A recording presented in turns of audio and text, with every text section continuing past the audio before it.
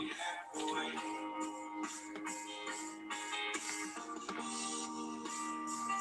still sits around the door. We could always dance.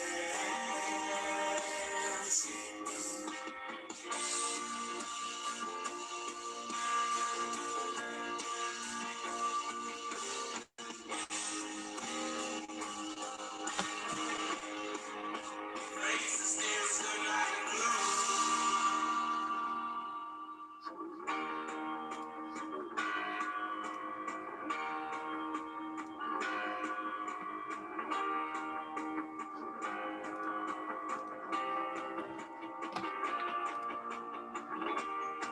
Here's the link. Awesome.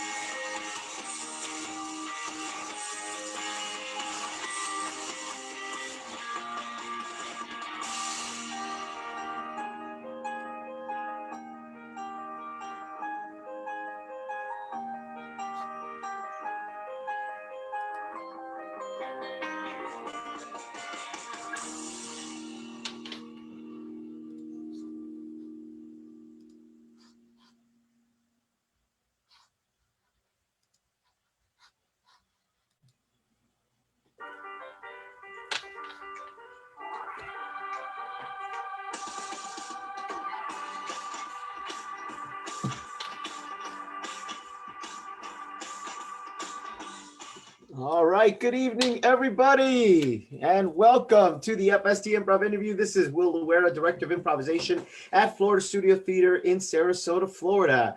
This is our weekly chat with an improv teacher, leader, director, actor from anywhere around the country, around the world. And we've this has been a very exciting series so far. Been able to catch up with a lot of very good friends and also have some really interesting conversations regarding the art form and craft that we all share. Again, this is every Friday night at 7 o'clock here on the FST Improv Facebook page. We also have two other virtual events that we do every week. On Thursday nights at 9:15, we have Impro Latinx, which is improv in Spanish. That is also here on our Facebook page. And on Saturday nights at 7 o'clock, we do radio call-in. It's our audience participation show where we run a virtual radio station and you get to call in to have chat with us about that week's topic.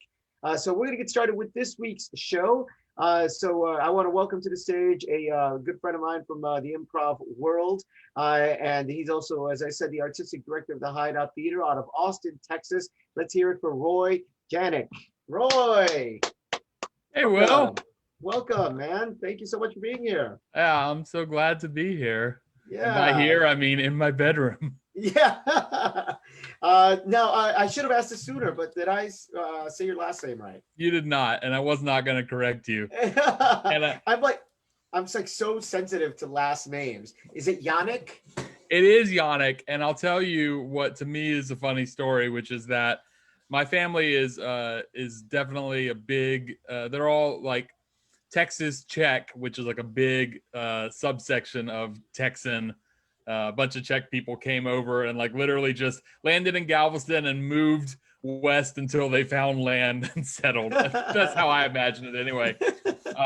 So I think I'm like 4 or 5 generations Texas Czech, and most of my family, my immediate family, gave up and they go by Janik. But I grew up knowing my whole family knew it was pronounced Janik. And so when I went to college, I just, politely corrected people and changed it for myself to Janik. And that's been, a couple of decades now. And I'm so used to it that sometimes I'll go home and hang out with my family and they'll be like, "How's it going, Mr. Janik?" And I'm like, don't make fun of me. You're the ones you are too lazy to pronounce your own last name right because other people pronounce it wrong. So Oh man, like I'm like my last, like yours, it's a 5-letter last name, but it's also often pronounced incorrectly. I get Lura is probably the most common one. And also like you, my last name went through a change as well. But I am one generation removed from the original spelling, which is Loera.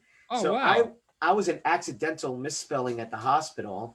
And kind of like how your family became okay with the mispronunciation, my family apparently became okay with my misspelling. That they were just like, oh, okay. And now I am Luera, even though all of my cousins, all of my uncles and aunts are all Loera. So I have my own separate branch on the on the art on the tree. So it was the generation above you that whose name got spelled wrong? Or was It was yes, correct. I'm sorry. Yeah, so it was my father. My father when he was born on his birth certificate, and then that just carried on.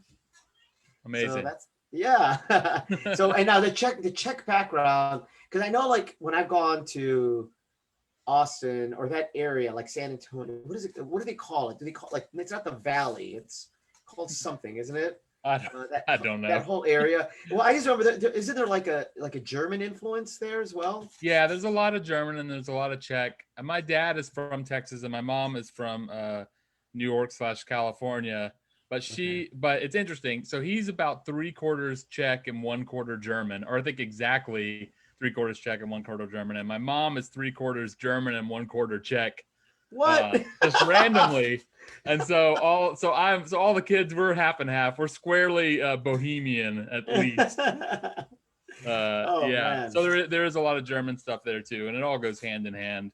Mhm. It's a town called Fredericksburg, not far from Austin, where people like to go and get their Texas German heritage on. You know, Gotcha. The the hill no country. hill Sure, country, is that what it's called out there? we have all sorts of things like that.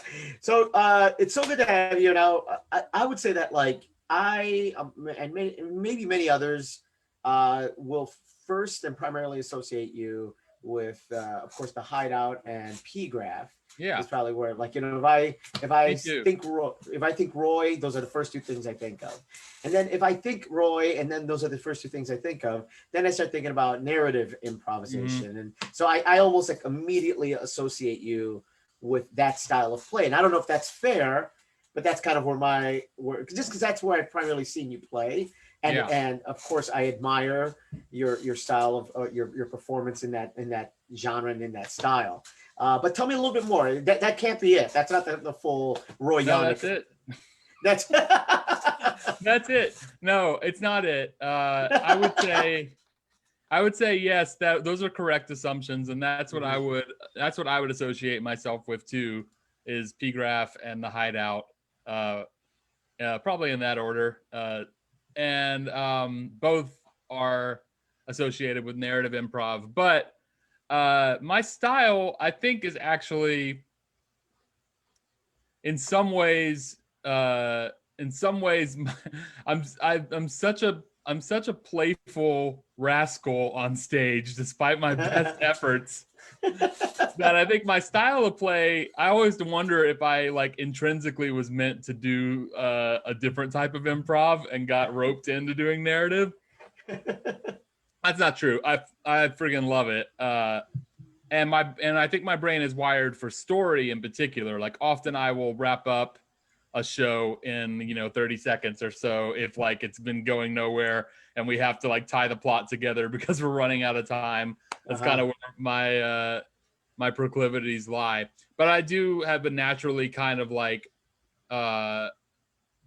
playful style where I'll break whatever reality we need to because something tickles me in the moment or I just want to mess with someone.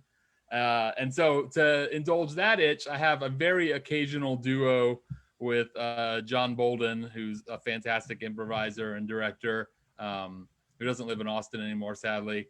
We have a duo called Squirrel Buddies that is about the polar opposite of doing a committed genre narrative, and it's our goal was just to do a duo that was steeped in rapid positivity, and our goal was that our characters would always get along, and we completely failed at that. But what we realized is that as improvisers, we were playing super positive and we were enjoying every minute of the show. And so that became the ethos of the show, where the scenes didn't matter as much, but the idea of us having a good time on stage did matter. And I have found that to like sometimes even, I don't want to say it trumps good improv, but I have found that sometimes the audience will really enjoy seeing all of us enjoy ourselves on stage. It's a dangerous, I mean, it's a seductive thing to indulge in, but it's often very useful. Do you know the idea of the second show, that concept? No, please tell. This is something we talk about a lot with PGraph and with the Hideout. And it first sort of this idea of it came from a blog post that Bill Arnett made over a decade ago that I can't even find anymore. And I think he was relating something he heard from someone else. So, but the idea is this, that we've all done we've all done 2 times as many shows as we think we have. And there's a show you're trying to do, like improvise Chekhov or Maestro or the Herald or a montage or whatever. And then there's the show that is a bunch of improvisers on stage having a good time. And both of those shows can exist simultaneously. And depending on what your goal is for the show, you lean heavily on either the first show or the second show. So like John Bolden, who I was just talking about, even though I said we do the super playful show where the scenes don't matter, he directed the most committed improv show the Hideout's ever put on, tied with several others. So I'm not insulting anyone. It was called Nothing and Everything, and it was an improvised Chekhov show. And there was no acknowledgement of the improviser experience in that. So if you laughed because you found something funny, you'd always make it a character choice. So even if I completely just broke and laughed at someone, I would check myself and be like, my character is just being a jerk right now, and they're laughing at this other person's pain, and they're going to justify that and roll it back in. And not in a winky sort of way. So, and they use real props and real costumes for that whole show. So that was like the extreme example of the first show to me. And I'd say right on the edge of that is like most of what improv theater does. You know, like they're very concerned with the first show. I saw an improv show once where somebody broke and they like turned their head away from the audience so that we couldn't see them laugh. And I was like, I respect that, and it's not my style. And then on the extreme other end of that, you have a show that's like the Squirrel Buddies show I was talking about, where the first show isn't the emphasis is on the second show. And most things fall somewhere in between. And I think PGraph, even though we do committed genre work, we often show our hand more than improv does. You know, that connection between the improvisers on stage is a part of the show just as much as the improv that we're doing is. And the reason I say all of this is that to me, it's a much more useful concept than breaking the fourth wall or the idea of going meta, because both of those things kind of imply a point of no return, where it's like, oh, you've broken the fourth wall, you weren't committed in your work, and now now something is broken. Or going meta, often people associate it with, once you go meta, you kind of can't get the scene back and the show kind of spirals out of control. But this concept in my head of that duality of both shows are always happening regardless of your intention means that I can if I'm confused in a moment and I don't know what's happening, or and I'm sure you've seen PGraph do this, or I don't know a character's name, I'll just be like, hey, wait a minute, what's your name? And you'll be like, Laura. I'm like, okay, Laura, it's so good to see you. I have seen you guys do that, and it was fun to be a part of it when you have had me on in your Saturday night shows. To be a part of that moment. I'm like, oh, okay, this is fun and it's okay. We're still in this genre that we're performing in. And it doesn't break the show, and you can pop in and out. It doesn't break the first show, and you can pop in and out of both shows simultaneously, and to help course correct in whatever that means in your mind. I don't know how I got off on that tangent, but it's a concept I really like. And so I told you beforehand, and I told all of my guests. So what I do with this, with these improv interviews, is that I have all of these topics that are actually directly related to classes in my curriculum. So my curriculum is, like, all of us have like maybe multi-level curriculums of some kind, and I have like a 6-level, so it's like 48 weeks total, and each one has a title to it. And somewhere in the middle, this one would fall, I think, somewhere in like level 4. We talk about today's topic, and this again came out of the randomizer, and it goes. The topic was, and you won, Roy. You won. You won the topic of first to second beats of scenes. So you have your first beat of scene, and then you have it come back later, and that's whether it is in a herald or in a narrative or whatever, sort of the relation between that first beat and the second beat. And what I try to teach my students is like to not even think like, I try to get them out of thinking plot, just sort of think like, hey, here's the first scene. What did you like about that scene? And now let's bring that one thing over. Maybe it was the story. Maybe it was a character. Maybe it was the game. Maybe it was whatever. Maybe it was the location, right? Or whatever. Yeah.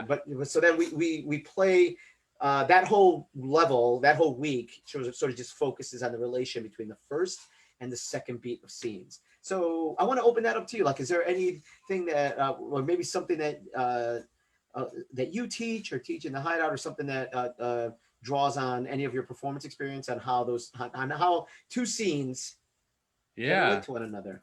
This is a challenging topic for me. I really like it, and it's brought several things to mind. I don't often think in terms of like bringing a scene back to then mine it for what needs to happen in the second beat. I'm thinking in terms of narrative in particular, and one of the things that jumps to mind is we teach a basic story structure that's more of an analysis tool than a tool that you follow in the moment, called Story Spine. It comes from Ken Adams' How to Improvise a Full-Length Play. It's got 8 lines. It goes, I'll just do it real quick. Once upon a time, and every day, until one day, and because of that, and because of that, and because of that, until finally, and ever since that day. And it's basically just says, there's a world where stuff happens pretty much the same every day. Something breaks it. That causes a causal chain of events until we reach our climax and achieve a new reality and normalcy. And that's kind of the basic shape of all stories. It always has been and always will be. That was the quickest summary of a 12-hour workshop ever. But one of the things that we teach is the middle of the story, which is and because of that, the thing that makes it a story is that it's not just, and then this happened, and then this happened, and then this happened. It's, and because of that, and because of that, and because of that. So rather than like mining a scene and for the stuff that I found juicy and then kind of bringing it back later, I'm more thinking in terms of like, what's the maximum impact of that scene in terms of what does it cause to happen like later on in a story.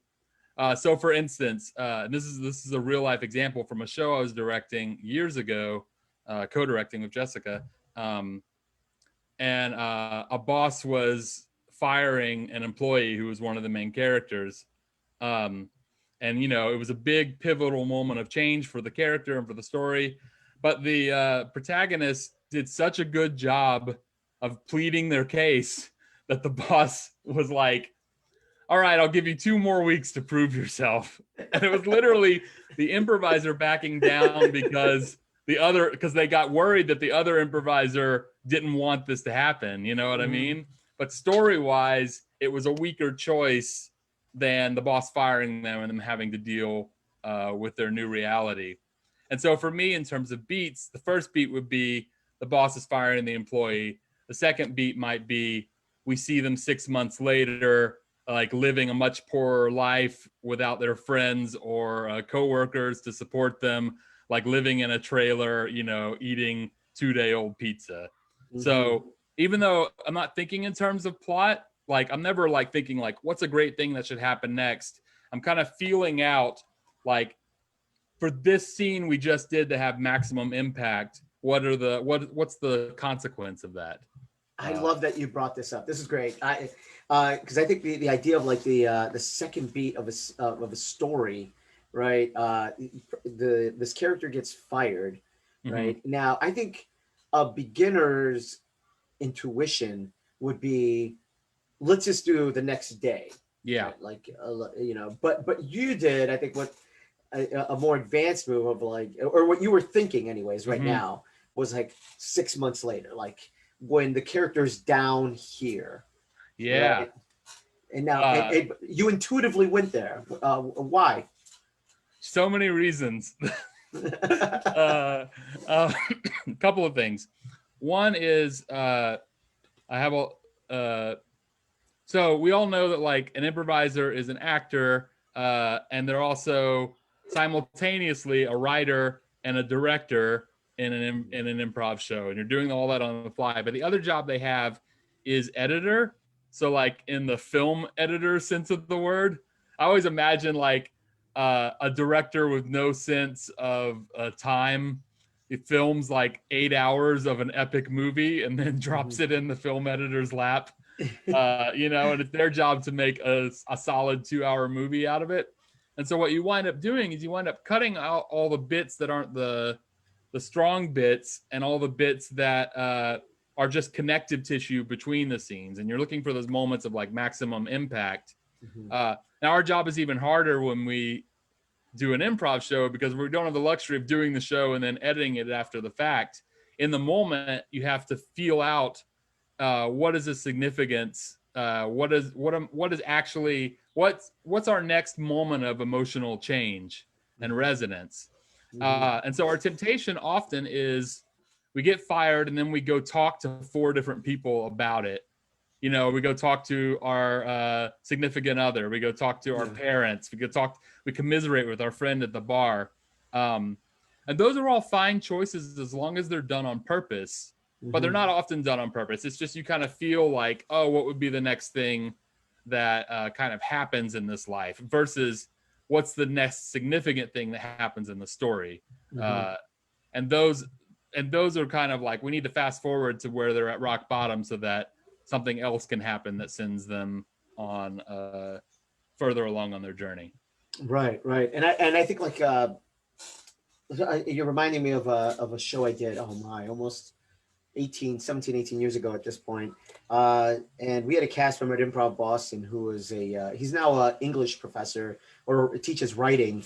So he had an author's mind, and he directed the show called Writer's Block.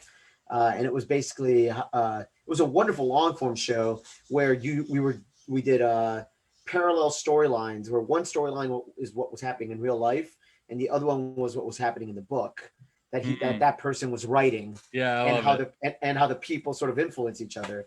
But I'll never forget, like, one of his most important notes was, we have to get the character to get all the way down here in order to make the redemption that much more powerful. I mean, if it is a redemption story, it might not be, it might be a pure tragedy, right? But if it's a redemption story, we want to get them down. We want to get that person down here before we start to lift back up.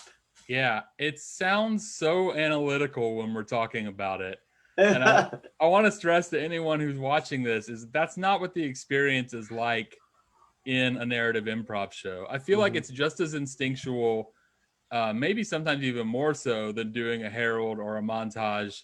And this idea, which I've heard from a lot of places, but most strongly and most specifically I can remember, comes from Carol Hazenfeld's book, which is called Acting on Impulse. A great book. We tried to get her down to teach at the Hideout, and she had retired from improv, so she wouldn't do it. We tried a few times, but it's like one of our favorite books on improv. It's called Acting on Impulse. And she talks about following your feet a lot in that book.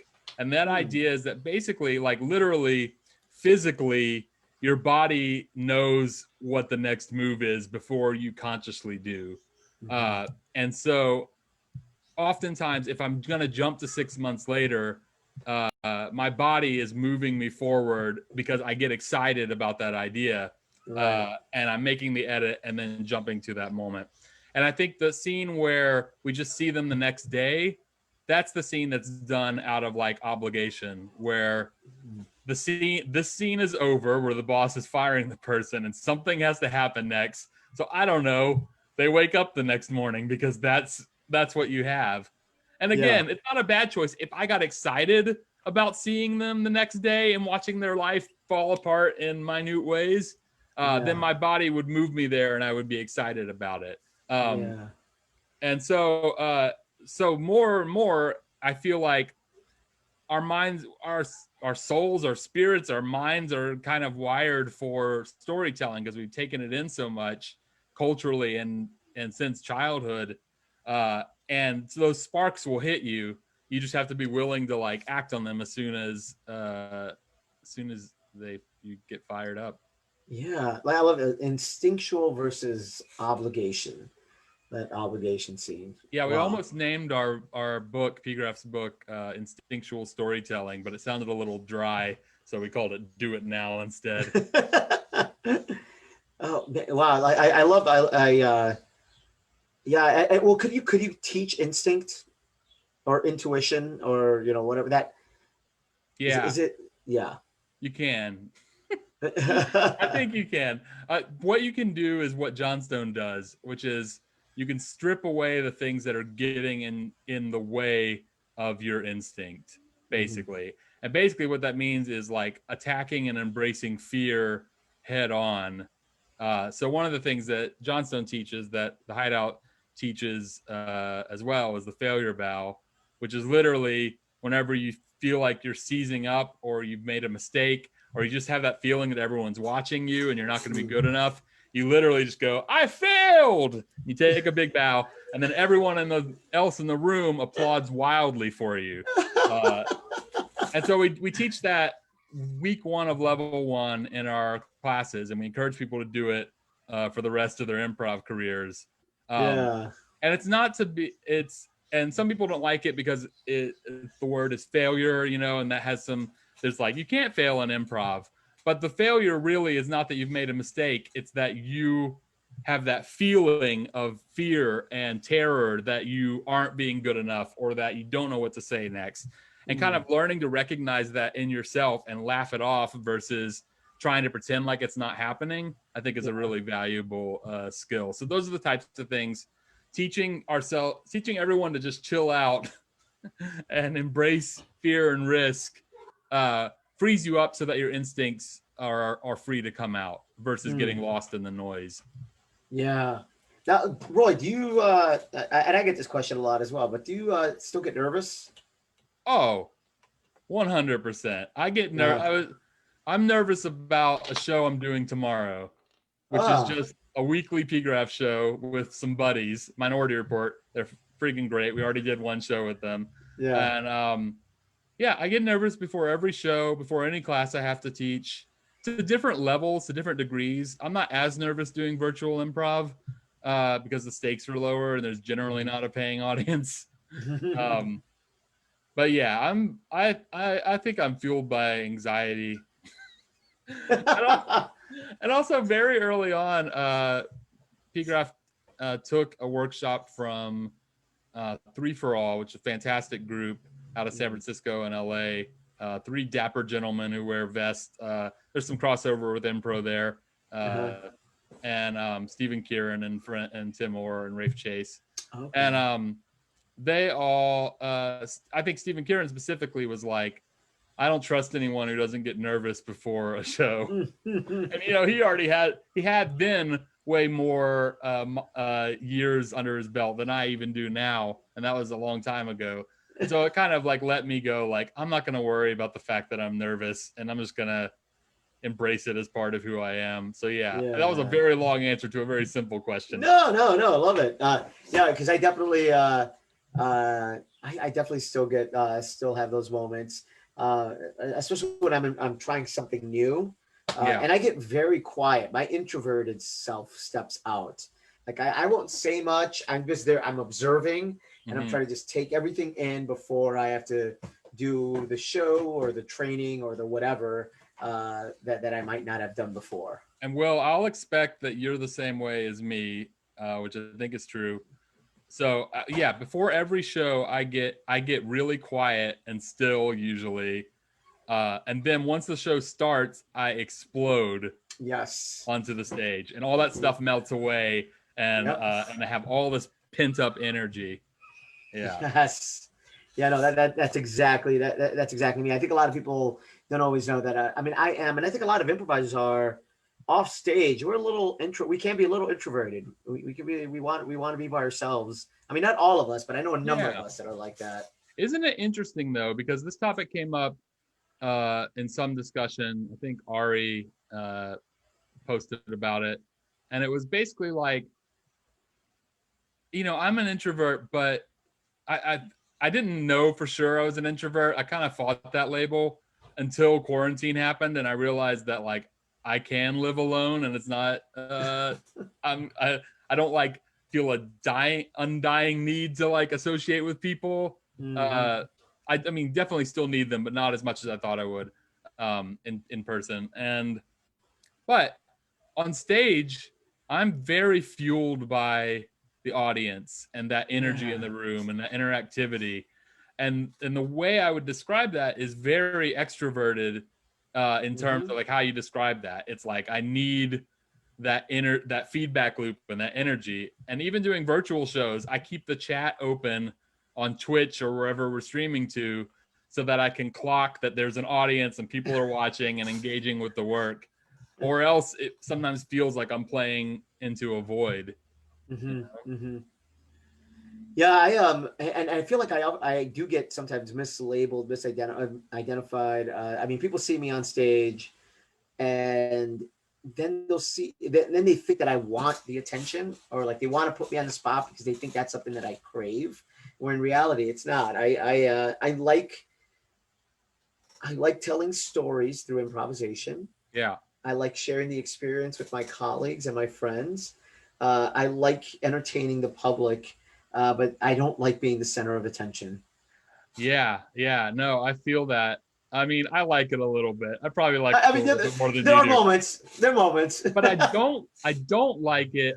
It makes me extremely uncomfortable to be the center of attention off stage.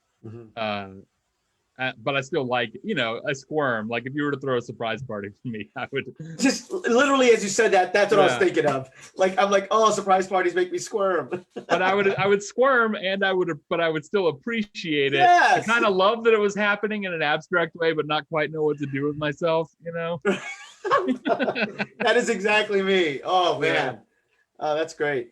Cool. So I want to talk about something I wanted to ask earlier. The idea of we tell a lot of improvisers, while we're telling this improvised story, we're also asking them not to think about plot. Yeah. Right. So what does that mean to you when we tell an improviser don't think about plot? What are we telling them? So we thought about this idea for a long time, and I think the best thing we came up with, it's not that plot is bad, it's that plotting is bad, especially in a scene. A lot of times, and I think this was drawn into stark contrast when Kareem was directing a noir show years and years ago called The Violet Underbelly, where there'd just be scenes where people would come on stage and be like, all right, what do we know so far? Okay, we know this and this and this. All right, well, if we do this and this and this, then we're bound to catch the criminal, and those scenes don't work for so many reasons. But that is often our instinct, is to try and like control the plot and control the story from start to finish. And so I think oftentimes in the improv world, those two ideas get conflated, like the plot versus plotting. And so story itself gets a bad rap. And entire schools of improv will tell you, never worry about the plot, only play your character and their point of view really strongly, and the story will take care of itself. And that's something I don't subscribe to.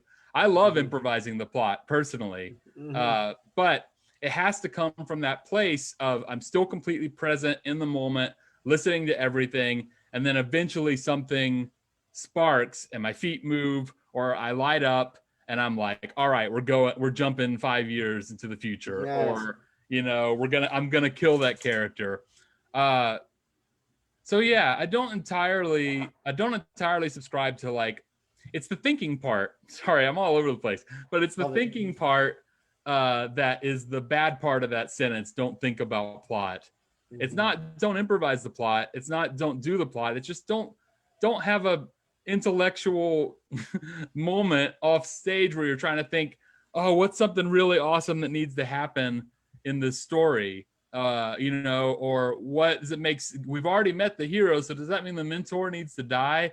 Mhm. Those types of things get you completely in your head and you stop paying attention to the moment. But sometimes you'll be on the side and it won't be a character choice and it won't be motivated by your point of view, but you'll have a moment that strikes you where you're like, oh, it's time for him to die.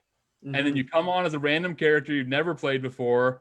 You say some words, so and so sent me. You shoot the character dead, and the story moves Yeah. on. And like from an objective outside viewpoint, that's you improvising plot like Yeah. directly. But Yep. you only had that moment of inspiration because you were hyper focused on the scene and the story that was happening, and you were struck by a moment of inspiration. And I don't think there's anything wrong with that. In fact, I think it's delightful. Mhm. Yeah. And this goes to I think some skills as an improviser that are often go unappreciated, but I think can be focused on or at least spoken about directly a bit more. And you said it earlier that you are the director Yeah. and the editor on Yeah. stage. Like you carry, and I think we spend a lot of time training the improv actor Yeah. on stage to act intuitively, but to also have the same intuitive impulses of a director and an editor. And Right? not Are to so feel bad about it. I think it's yeah. such an important aspect of that. Another thing we'll say very frequently is that the whole show is your show. And what we mean by that, and really it's the whole show is our show, if you want to think of it in a more collaborative viewpoint. And we'll actively train people that it's okay for me to lay in a bunch of information about your character if I'm so inspired. So I'll be like, oh, I know you feel bad because you just recently got divorced. I'm glad you showed up to the party, man. Stuff like that, or to even kill off other characters, or to me to take over your character if I want to in a moment.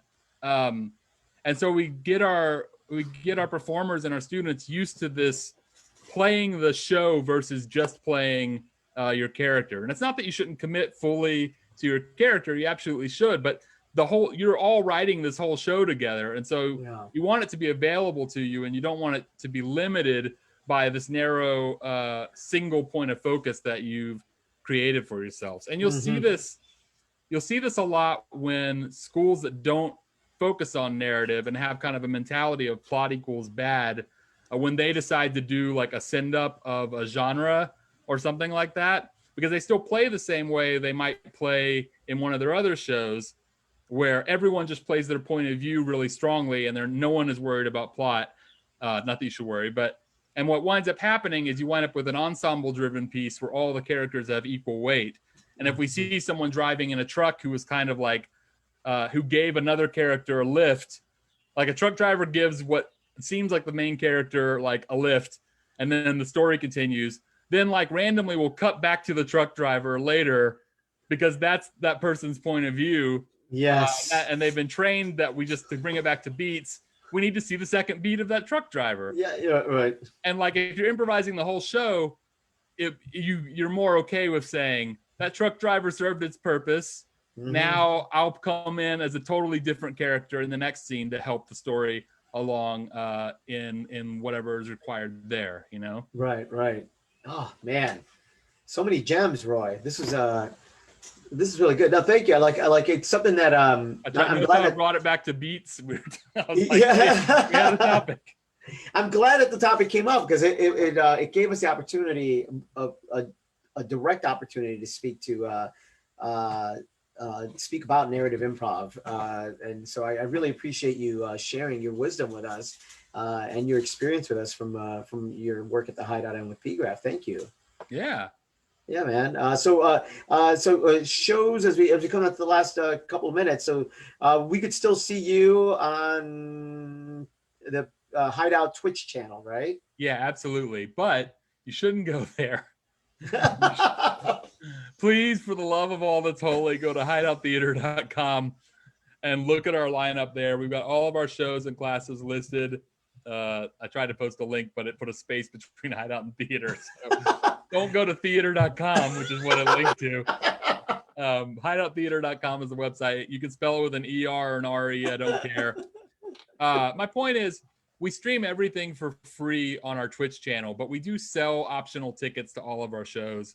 And so I'm trying to get people in the habit of going to our website and maybe buying a ticket before they watch our shows.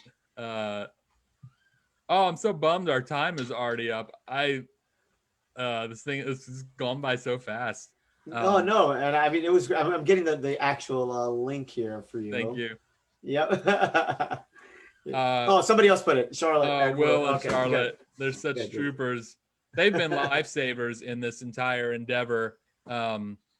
Just by being in the audience of our Twitch shows for very frequently, awesome. Has made, like, for me, as like I do feed off the energy of the audience, and just having them in there makes such a huge difference in terms of like my own sanity when it comes to performing. I've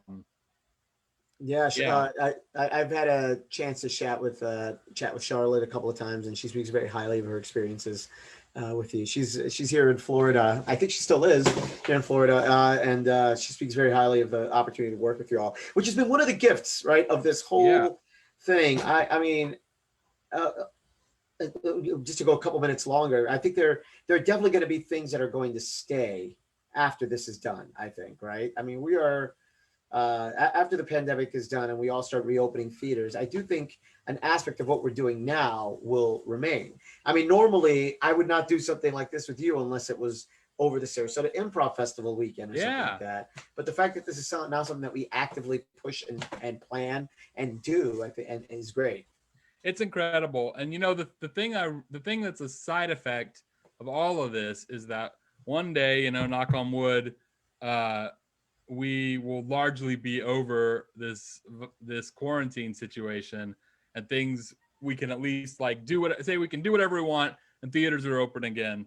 But the entire world, or at least the subset of the entire world that has access to the internet and technology, has now trained themselves to use video conferencing software. Mm-hmm. Whereas before, if I wanted to get something like this together, we could do it, but people would be like, download what? How does Zoom? How does that work? And, you know, that first 2 months of quarantine where we all just basically had to contend with getting our sound and video right and figuring out how any of this stuff worked. Now everyone has this baseline, and it's much easier for us to be like, hey, let's hop on a Zoom call and do a thing and have a conversation. I love it. There's so much to like about virtual improv and the virtual improv community. The Hideout's basically sister theaters with Improv Comedy Bangalore now, who have blown up on the international improv scene since quarantine. They're just wildly enthusiastic and talented and supportive of everything, and that enthusiasm really shines through. It's so cool. And like in the past, it would be like, you know, we might see them on the chat groups or whatever, but unless we went over to India or they came over to the States for a festival, we wouldn't meet each other. Right. Yeah. You know, and now we've interacted like every single week for the past 6 months, which is really cool. And there are like connections and friendships being made that would not have existed if it wasn't for this. Not that this is the thing that we're going through is necessarily a good thing, but I think the spirit of improvisers to sort of like improvise, to find ways to work around this, has opened up opportunities and relationships that didn't exist before. Totally. It's been great. Whereas, you know, I've seen other industries, not in well, some in the arts, but also, just that sort of not just physically shut down, but I mean, just are waiting for a clearer way forward, which I think improv did a nice job of adapting. And I'm looking forward to what else we can do. Me too. Yeah, we jumped in very, very quickly. And I think in part because I knew that if we spent too long trying to get the technology right, that we might not have the momentum to do it, But fortunately we just jumped in and we've been doing it, and slowly the technology's been getting better. Although Zoom this week is annoying me. So I know one other friend had a problem live streaming. Yeah, is that what you had? Yeah, so many problems. I don't need to get into it, but they keep changing things and not telling us, and then also just things break. Sometimes it just won't stream to Twitch, and there's nothing you can do about it. But if you leave Zoom and come back, maybe it'll work. Last week we had a problem where someone had done a test stream to their private Twitch, and then Zoom was like, "Oh, this is where you want to stream? I'm only going to let you stream to this random Twitch channel. And I'm not going to give you the opportunity to change it back to the Hideout's Twitch. So if you want to do a show, you're streaming to Bean's Twitch channel." So we did that. We had no other choice. Yeah. But you could now do this. Oh, yes. Yes, I have used them sparingly, but I have used them in shows, very much so. I've used that one for an entire show. I used this one for an entire show, which works better without the glasses. Although I think this is creepy as hell, and that Zoom made 2 different mask filters. I'm like, this is the most 2020 thing ever, being in a Zoom call with a virtual mask on. It's the worst. Why 2 masks, Zoom? I don't know.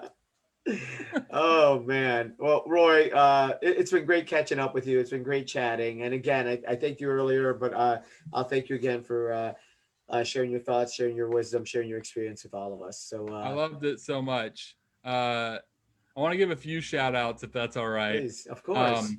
First of all, pgraph.com is our website, and we wrote a book called Do It Now. We really like it. It's about our thoughts on narrative improv, and I don't think I said everything that's in the book. It's a short, fun collection of essays that you'll enjoy muchly. And the Hideout's website is hideouttheater.com. And also, just in particular, I mentioned pgraph so much that I wanted to shout the rest of them out. Casey, in particular, really embraces that idea we were talking about of really committing to character, but then being willing to let go. So hang on tightly, let go lightly. She's a big proponent of that. I want to shout out Valerie's boldness. She's always the first one out in a show because she has no fear, which I freaking love. And Kareem and I, in some ways, we have the exact same sensibility in terms of humor, but he can commit to space work in a way that is unbelievable that I almost never do. So in some ways, we're different sides of the same coin. You guys all complement each other so well. Like it's great to stumble upon that magical combination. Or I don't know if you stumbled upon it, but when the universe brings you together, it's such a great thing. Yeah, it was. I'm grateful for it, and I had no idea we would last this long. And I think it's hard to know whether we were always this compatible or whether we smoothed out our rough edges over time. Although I will say, when we first started, we were pretty volatile in terms of if we had a bad show, we all felt it very strongly. But luckily, over time, we've learned to roll with the punches.